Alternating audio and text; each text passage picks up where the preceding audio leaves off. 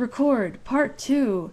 As we were saying, something that I have to explain here is that the movie is not in chronological order. no, it deals with flashbacks. It's very journalesque. Yeah, I was wondering the opening throughout. shot actually is him being in a jeep in Croatia and being in a situation where they ran over a mine, which was an incident that apparently he survived. And then the next scene is him as a child knocking his head and falling over.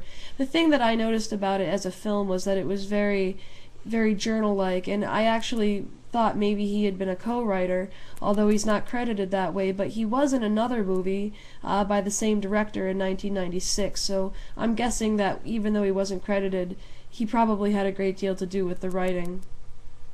Avi left. Oh, bummer. Anyway. Yeah, and of course, in any kind of biographical film where the person is, in fact, in the movie, you would suspect that, he'd have a lot to do with the writing, simply because But they did it's his story. say they might lie a little bit. Yeah. I'd say that they did that, though, mostly to cover up shit that he didn't want to admit. Because obviously this guy has done all sorts of crazy shit, And they presented him through a great deal of the movie as this peaceful, truth-loving journalist, left-leaning journalist who'd been bumped around his whole life and was sort of just an international guy, 2 passports, which they joked about throughout the movie, and then he was sort of beaten up by the remnants of what had been the fascists, and his anger was inflamed and he took up arms against them.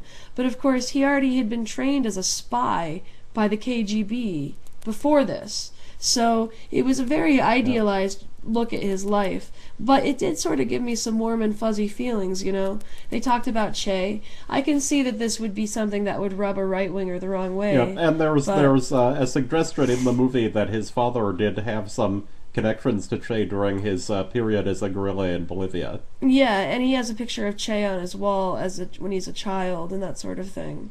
But it was sort of like that. I mean, this fairly well-educated guy choosing to live in the jungle, and I mean, wasn't that what he was his father was that after fleeing from Europe, he somehow ends up in this town,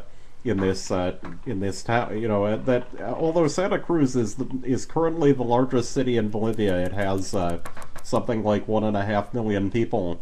That it's grown very rapidly, and so in the time when Rosa Flores was born, it was a small city, had 100,000 people or something like that. But he didn't really stay there, but he went back to be killed there, which is very interesting. Yeah, that in the end he was killed in his birthplace.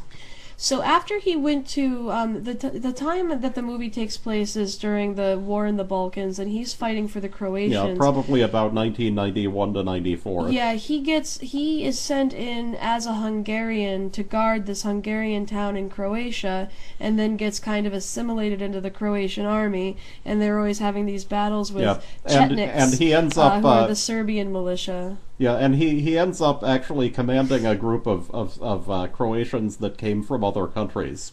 It's they're like an international group. There's even an American, the guy from Chicago. Yeah, there were actually a significant number of those, and of course that's something that is not addressed in the film is that we know that the international force in that war was in fact received assistance from Croatian communities in South America, and that many of those were founded from Croatians that had collaborated with the Nazis in World War II. Which is kind of an interesting conflict, given the fact that this guy's father was Jewish and had also fled. But that reminds me of something that somebody sent me in a PM, and I can't remember who it was. I wish I could give them credit. Something that kind of indicating that there's sort of an anti-Croatian bias in Santa Cruz, where to the point where it's actually like an insult to call somebody Croatian. But I don't have the details on that. But I think it's very interesting the way diasporic populations work and mingle in such odd ways. They keep referring to him as the Spaniard through the whole movie, right? Yep. And they're like, who's the Spanish guy? Who's the Spanish guy? So at one point he ends up in Israel. He goes back and forth between being a journalist and being a soldier or a mercenary of some sort. And the movie's very interesting. It doesn't end, it ends in a very strange way, actually. I thought cinematically speaking, it had very odd pacing. It's part of why I thought it reminded me a little bit of Jodorowsky, but also because it was this like weird nouveau Spanish language South American Western by a white guy. Well, the language of the film is difficult to define. It has dialogue in Spanish, Italian, Croatian, and Hungarian. So yeah, in English. Yeah, in English. So yeah, and by the way, I haven't heard anything from you guys for a while, so I hope we're still getting through to you. But maybe put in a little bit of text to. So that we know we haven't frozen up. And, Avi's back. Hi, Avi. And we're, that the film leaves off. The film ends during the war in Croatia. Probably around 1993 or 1994. Although it implies that he didn't fight in the war after he was in the incident where he was bombed. We know that Rozsa Flores actually, returned to Yugoslavia at some point after that and converted to Islam in Sarajevo, presumably when fighting with groups there. That's what I was trying to get to, because even though the movie's really interesting, in some ways what happens after is most interesting. He converts to Islam, having been a communist, and there's parts where in the movie where he goes to confession, so he obviously has this really. Some Bolivian media reports have suggested that he may have had some involvement with Opus Dei, which is a very conservative Catholic group.